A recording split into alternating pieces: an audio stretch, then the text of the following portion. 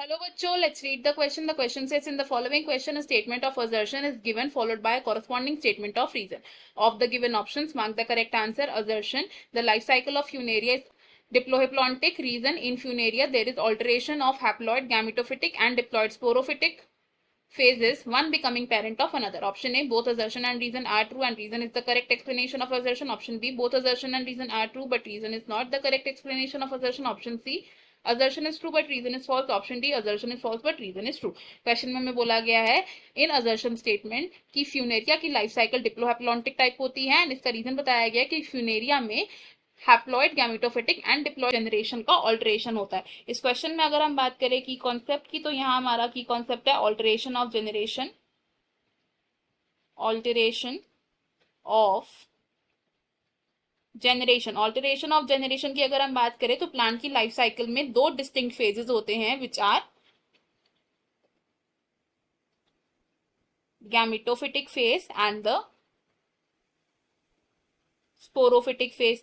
Gametophytic phase क्या होता है? It is haploid phase and sporophytic phase होता है मेनली डिप्लॉइड फेज. ये haploid phase and diploid phase एक दूसरे के साथ ऑल्टरनेट करते हैं एंड इन फेजेस की जो लेंथ होती है वो डिफरेंट प्लांट्स में वेरी कर सकती है. अगर हम बात करें फ्यूनेरिया की, फ्यूनेरिया क्या है?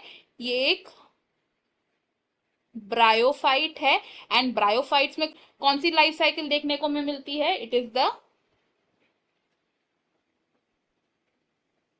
हैप्लोडिप्लॉन्टिक लाइफ साइकिल जो हम ब्रायोफाइट्स में देखते हैं.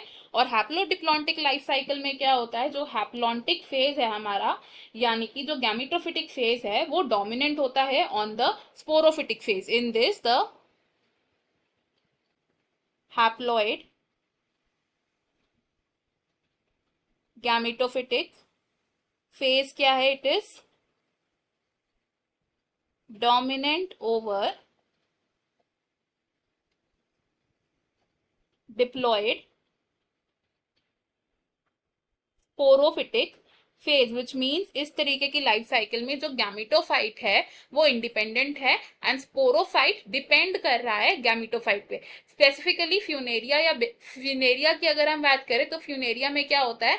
जो स्पोरोफाइट है ये क्या करता है? It is attached to the leafy gametophyte. और ये लीफी गैमेटोफाइट पर अटैच क्यों होता है? टू डेराइव न्यूट्रिशन को डेराइव करने के लिए या न्यूट्रिशन पाने के लिए स्पोरोफाइट डिपेंडेंट होता है एंड ऑन गैमेटोफाइट.